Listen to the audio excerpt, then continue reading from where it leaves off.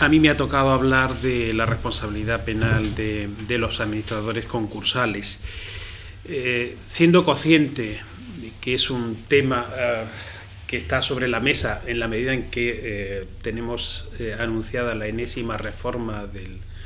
del Código Penal del 95, si es que ya existe el Código Penal 95, se queda algo del Código Penal 95, lo que voy a hacer es un repaso de por dónde se estaba planteando la responsabilidad penal de los administradores concursales en relación al Código Penal vigente, para a partir de ahí hacer una breve comparación con lo que nos espera si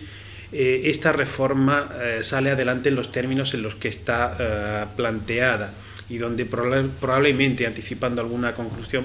probablemente haya mucho de cosmética, en el sentido de que a lo mejor no cambia gran cosa, sino que últimamente estamos bastante acostumbrados a decir muchas cosas para al final no introducir nada nuevo. Bien, ¿en qué conductas puede incurrir normalmente un administrador concursal? Pues puede incurrir en bastantes conductas. Otra cosa es que en la práctica se esté exigiendo responsabilidad penal a los administradores concursales. Leí recientemente que prácticamente no hay ningún pronunciamiento, por lo menos condenatorio, en el ámbito penal. Para empezar, enlazo con algo que comentaba antes Esperanza, sobre el papel de la autorización judicial como un elemento que exonera de responsabilidad. Eso en el ámbito penal no tiene por qué ser así, todo lo contrario, porque ahí hay una figura en la que el juez sería un mero convidado de piedra, que es el caso de la estafa procesal, cuando es verdad que se autoriza algo judicialmente, pero porque al juez se le ha dado una información errónea que le induce a dictar una resolución que, de haber tenido la información correcta, no la habría dictado, y por tanto puede haber en ese ámbito, se pueden dar conductas de estafas procesales sin mayores problemas. Es decir, en el ámbito penal la sanción de ese tipo de comportamientos no plantearía ningún problema. Probablemente donde mayores problemas se han planteado en el ámbito penal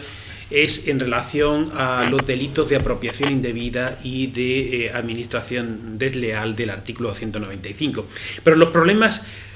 no vienen tanto por la figura del administrador concursal, sino por la configuración de estos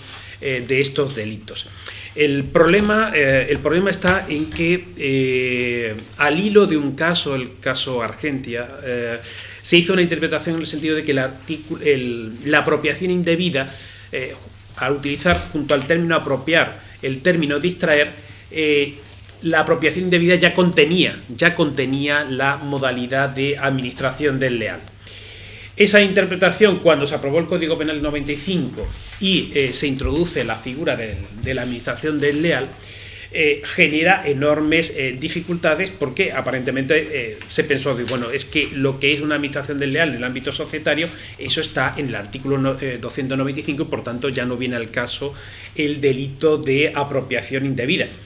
cuando el problema es un problema de tremenda importancia, porque estamos hablando de penas muy distintas. Es que, en realidad, aunque la pena de prisión inicial del delito de apropiación indebida es un año menos que la administración desleal, pero no hay que olvidar que la administración desleal es pena de 6 meses a 4 años o multa. Es decir, el administrador desleal podía eludir la pena de prisión, mientras que en el caso de la apropiación indebida es obligatorio condenar una pena de prisión. En el caso de la administración desleal no hay agravaciones. En el caso de la apropiación indebida podemos llegar hasta 6 años de prisión, y además el delito de administración desleal es un delito que se persigue a instancias de parte, con lo cual es perfectamente posible llegar a un acuerdo con los agraviados y eludir la intervención penal, cosa que no sucede con el delito de apropiación indebida, que es un delito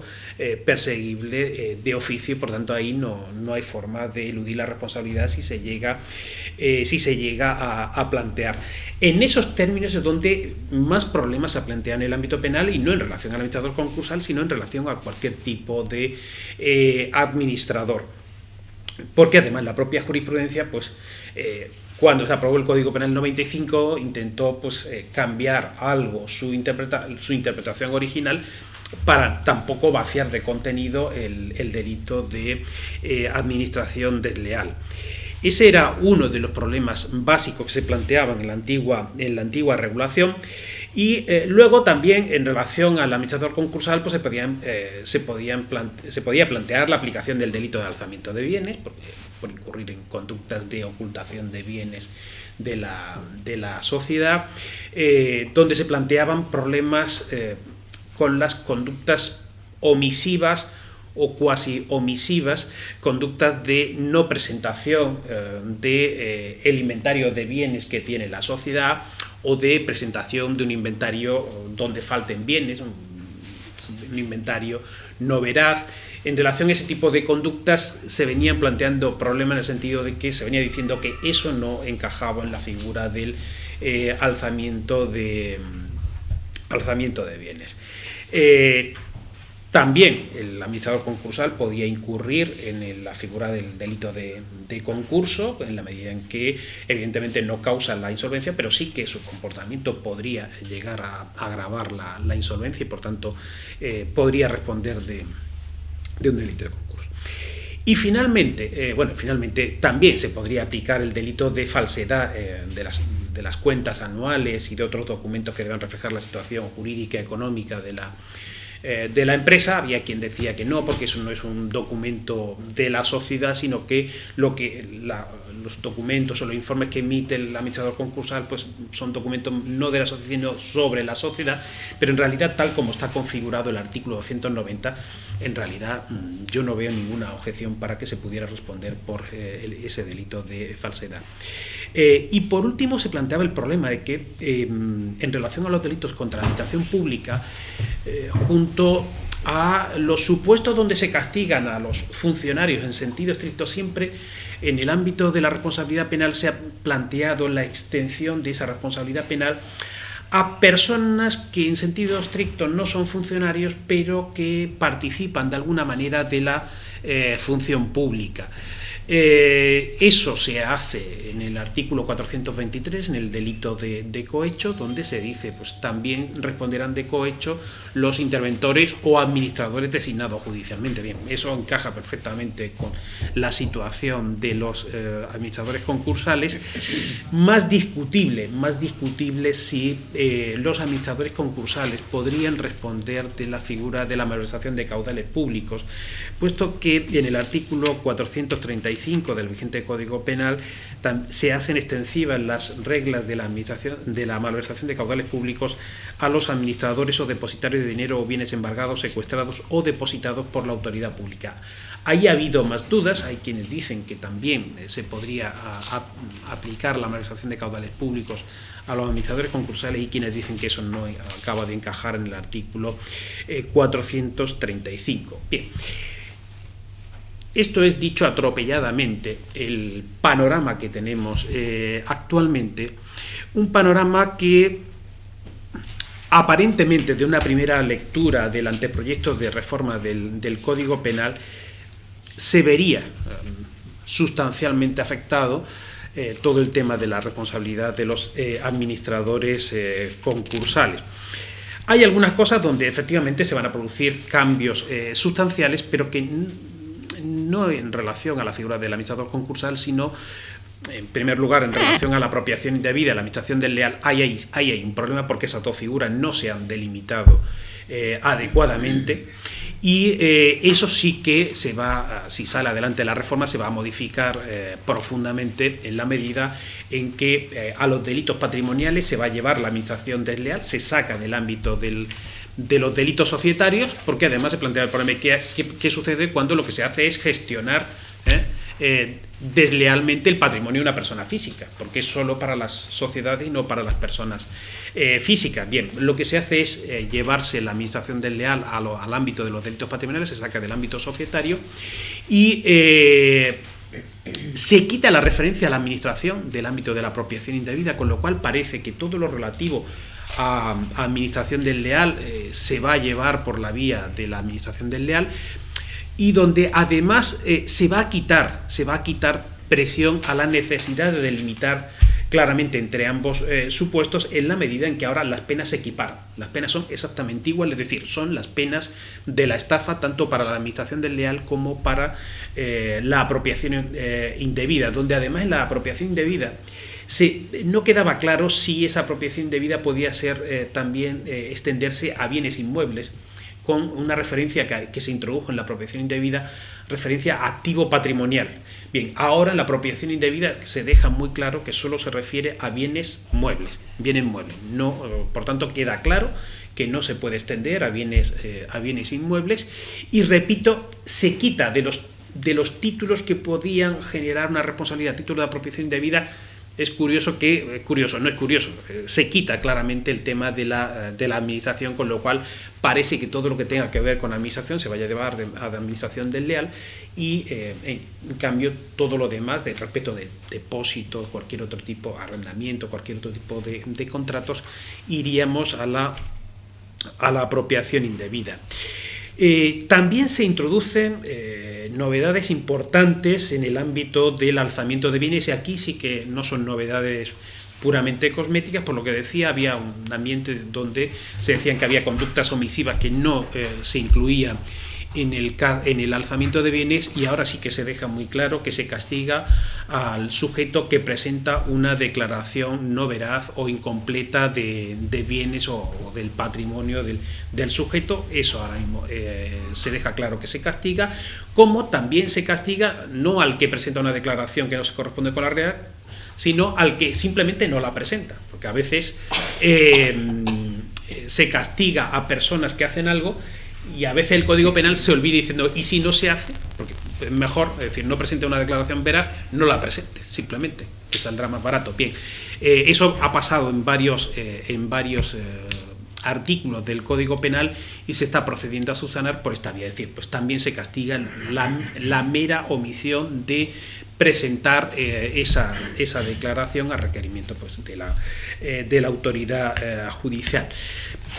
En realidad el artículo se modifica en la configuración actual, pero yo me atrevería a decir que eso sí que es una modificación cosmética, puesto que se distingue entre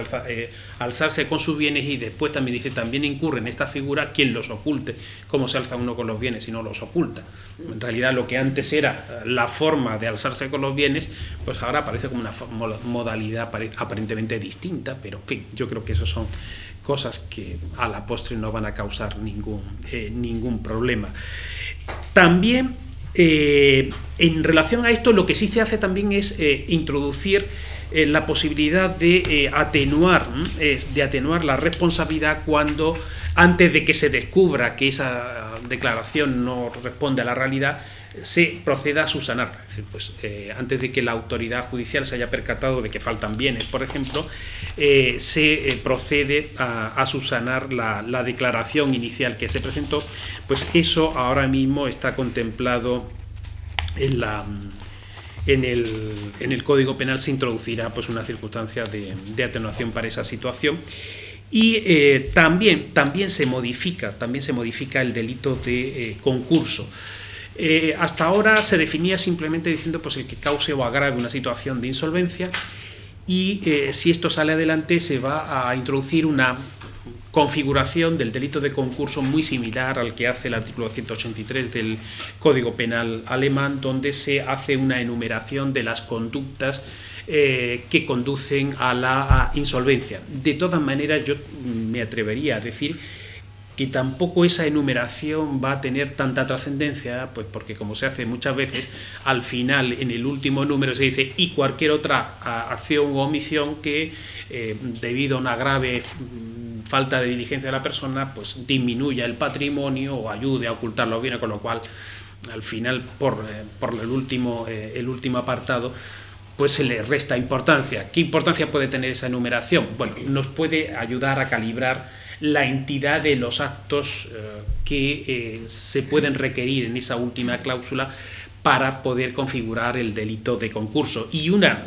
novedad importante es que se introduce la modalidad imprudente en el delito de concurso, tal como estaba configurado, del todo doloso, y ahora también se va a castigar la modalidad imprudente. Y para terminar, en relación a los delitos contra la administración pública, en algunos, en materia de cohecho, malversación de caudales públicos, se deja, por si había alguna duda, se deja muy claro que la responsabilidad por delito de cohecho y malversación de caudales públicos es extensible al administrador concursal, porque lo dice expresamente, aparte que hay una modificación sustancial de la administración del delito de malversación de caudales públicos, porque la conducta de la malversación se define en los mismos términos de la administración desleal a la que se remite, porque además todos estos delitos, apropiación indebida, malversación de caudales públicos, todos estaban muy pensados en la conducta de coger algo y quedártelo. Y no respondían a toda la variedad de comportamientos que en la realidad son mucho más amplios que lo de coger algo y quedártelo. Y por tanto, ahora simplemente la malversación se define por remisión a la administración desleal y se deja muy claro que la malversación es de aplicación también a los administradores concursales. Y termino enlazando con otra cuestión que, porque es muy interesante la exposición de Esperanza, con otra cosa que comentaba Esperanza respecto a los deberes de los administradores concursales. Yo creo que en el artículo 440 se hace extensiva la responsabilidad por negociaciones prohibidas propias de los funcionarios públicos, se hace ahora también extensiva a los administradores concursales. De tal manera que me da la impresión que lo que se pretende también desde la perspectiva penal es justamente reforzar ese deber de lealtad de los administradores concursales para que no intervengan en situaciones donde haya contradicción de intereses, porque se castiga, en ese delito se castiga pues todo aquel que por razón de su cargo debe intervenir en cualquier acto, negocio, contrato y debido a esa posición pues se aprovecha de esa posición para intentar participar o de alguna manera obtener algún beneficio de esa intervención. Eso me parece que va en la línea de reforzar ese deber de lealtad que les incumbe a los administradores concursales. Nada más, muchas gracias por vuestra atención.